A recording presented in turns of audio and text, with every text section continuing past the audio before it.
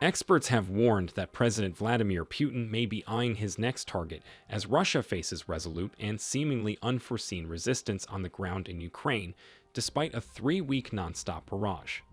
The landlocked Eastern European country of Moldova sits on the western border of Ukraine and shares several parallels with its neighbor that could make it a staging post for the onslaught or leave it vulnerable to attack. It is widely assumed that if Russian forces capture the southern Ukrainian port city of Odessa, they will advance westward and cross the border into Moldova.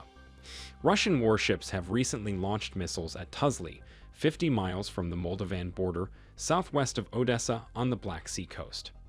According to Adriano Bassoni, director of analysis at risk management firm RAIN, once the conflict in Ukraine escalates, Moldova will be among the first places on the list to be hit.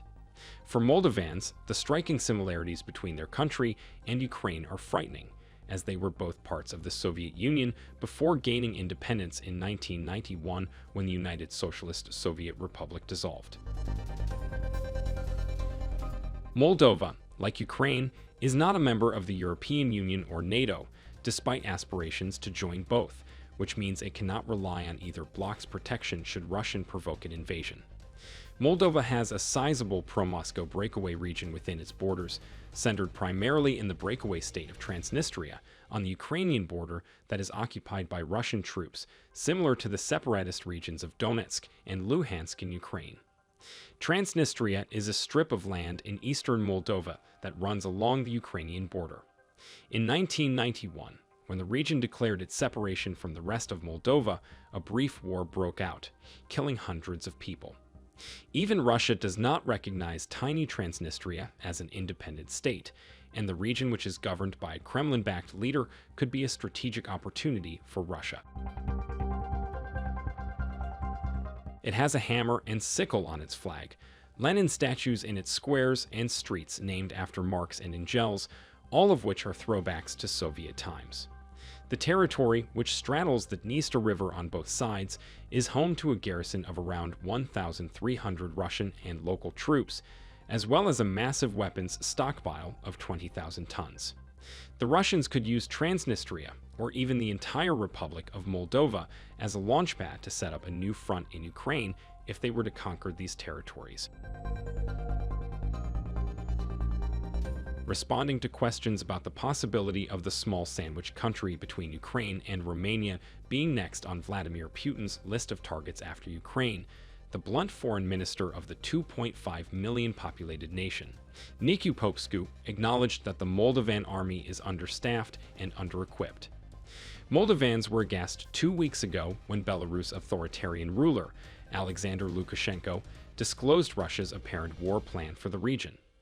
The dictator, a strong associate of President Putin, was seen standing in front of a map with arrows pointing from southern Ukraine into Moldova, indicating Russian lines of attack. While some Moldovans are fleeing to the west, more than 300,000 refugees have crossed the Ukraine-Moldova border. Cars with Ukrainian number plates and miniature blue and yellow Ukrainian symbols clog the streets of Chisinau. A country that is rarely mentioned on the international stage has now been thrust into the midst of Europe's most serious conflict since World War II.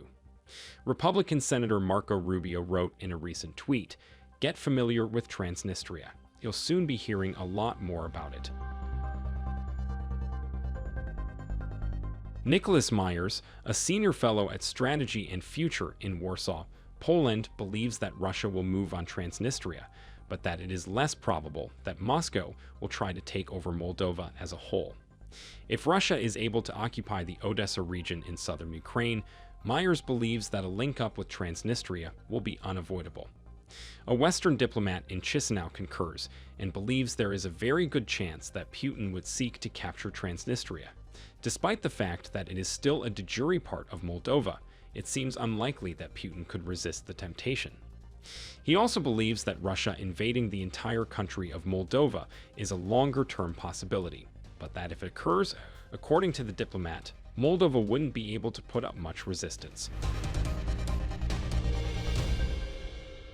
According to Bissoni, there are currently no conclusive signs that Putin is planning such a strategy in Moldova, which he describes as a low-probability, high-risk situation. Russia's denunciation of the country's pro-European government, as well as broader destabilization efforts and campaigns to undermine authorities, could be precursors. Even so, if Russia goes down that road, it will cause even more hardship, not least for Moldova's 2.5 million residents and the 350,000 Ukrainian migrants who have fled there. Research fellow at the Foreign Policy Research Institute, Clinton Watts, weighed in on the situation, stating that because Moldova is one of Europe's poorest countries in terms of GDP per capita, as well as having far less military capacity than Ukraine, it would be very weak in defending itself and would offer virtually no resistance. According to Watts, an invasion of Moldova could open a backdoor into southwest Ukraine, noting that Putin may be looking for an alternate game plan given Russia's as yet unsuccessful efforts to encircle the capital Kiev. If that happens, Moldova could end up like Ukraine, embroiled in a conflict with a global superpower while Western allies sit on the sidelines. The Russian target would be to depose Moldova's current pro-Western government and install a pro-Russian administration in its place. Moldova has received unusually high levels of attention from a stream of Western leaders in the last 2 weeks in order to fend off any such plans. Joseph Borrell, the European Union's foreign policy chief, Annalena Baerbock, Germany's foreign minister, and Antony Blinken, the United States Secretary of State, are a few of the Western leaders who have expressed solidarity for the country. Blinken pledged America's support for the small republic, which had applied for fast-track European Union membership just days before. Nonetheless, without becoming a member of the European Union or NATO, neither organization is likely to be of much assistance.